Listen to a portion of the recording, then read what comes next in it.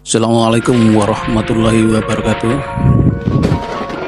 Sehubungan dengan ramainya diberitakan di media sosial di awal tahun 2024 terjadinya carok, 2 orang melawan 4 orang yang berujung dengan tewasnya pelaku carok 4 orang.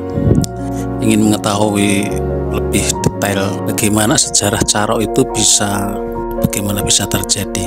Carok muncul di kalangan orang Madura itu baru terjadi sejak zaman penjajahan Belanda abad 18. Carok merupakan simbol kesatria dalam memperjuangkan harga diri dan kehormatan.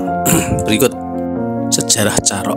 Pada zaman Cokroningrat, Joko Tole dan Penemban Semelo di Madura belum mengenal istilah carok. Budaya yang waktu itu terjadi adalah membunuh orang secara ksatria dengan menggunakan pedang atau keris. Senjata celurit mulai muncul pada zaman legenda Sakerah, mandor tebu dari Pasuruan yang melakukan perlawanan terhadap penjajah Belanda dengan menggunakan celurit yang biasanya hanya digunakan sebagai alat pertanian.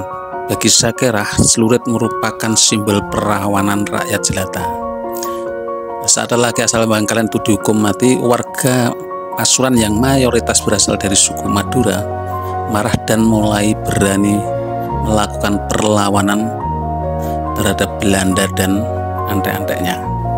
Menurut Iskandar Zulkarnain, Ketua Umum Pusat Penelitian dan Inovasi Sosial Budaya Madura, Universitas Trunojoyo Madura, menjelaskan, dari sudut pandang sejarah budaya Madura disebutkan bahwa carok dilandasi persoalan harga diri, kesepakatan duel 1 lawan 1, mendapat restu dari keluarga kedua belah pihak hingga tentang keikhlasan.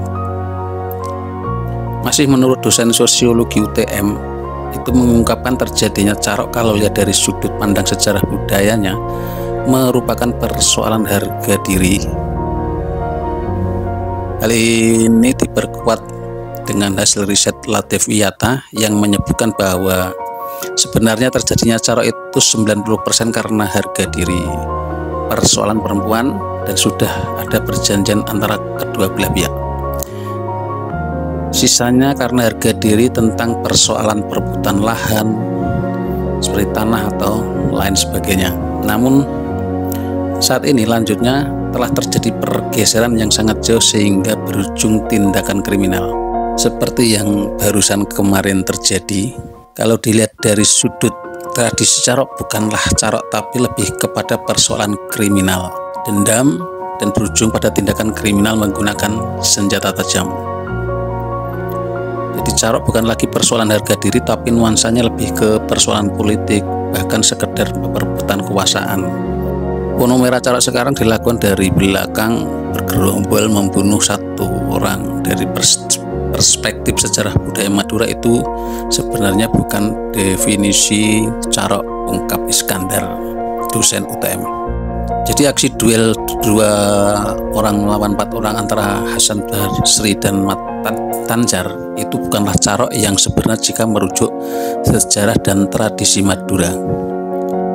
Dia menjelaskan ada kepercayaan masyarakat Madura zaman dulu bagi pihak yang salah dan akhirnya kalah dalam duel, maka tidak ada dendam. Namun jika pihak yang benar ternyata kalah dengan posisi wajah menghadap ke atas, anak laki-laki atau saudara laki-laki dari pihak yang benar namun kalah harus melakukan balas dendam. Dan apabila yang benar meninggal dengan wajah menghadap ke bawah atau dengan tubuh tersungkur, itu berarti sudah ikhlas dengan kekalahannya. Pihak pemenang dan benar akan mengantar jenazah lawan ke rumah keluarga pihak yang kalah. Disitulah keikhlasan yang dimaksudkan. Inilah sejarah tradisi budaya carok Madura yang sebenarnya, dan di situ akhirnya muncul rasa kebanggaan bahwa dia berada di pihak yang benar dan menang. Selanjutnya Iskandar memaparkan apabila pihak yang salah kemudian kalah dalam carok, kemudian jenazahnya diantar pihak yang benar dan menang ke rumah keluarganya, itu sudah menjadi hal yang sudah biasa. Keluarga dari pihak yang salah menerima dengan ikhlas. Arahnya lebih ke perilaku sportif. Hanya saja sekarang arahnya lebih dikriminalkan. Akhirnya siapapun yang bawa senjata tajam dianggap tindakan kriminal.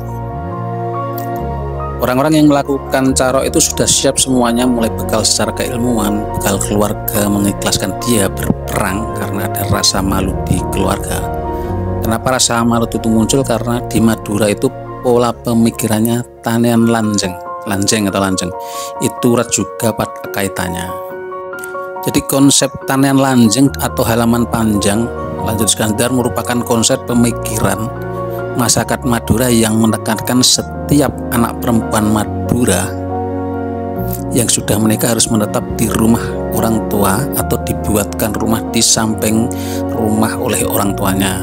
Artinya pihak pria ikut menetap di rumah istri. Berbeda dengan Jawa, di mana perempuan yang ikut laki-laki ketika sudah menikah.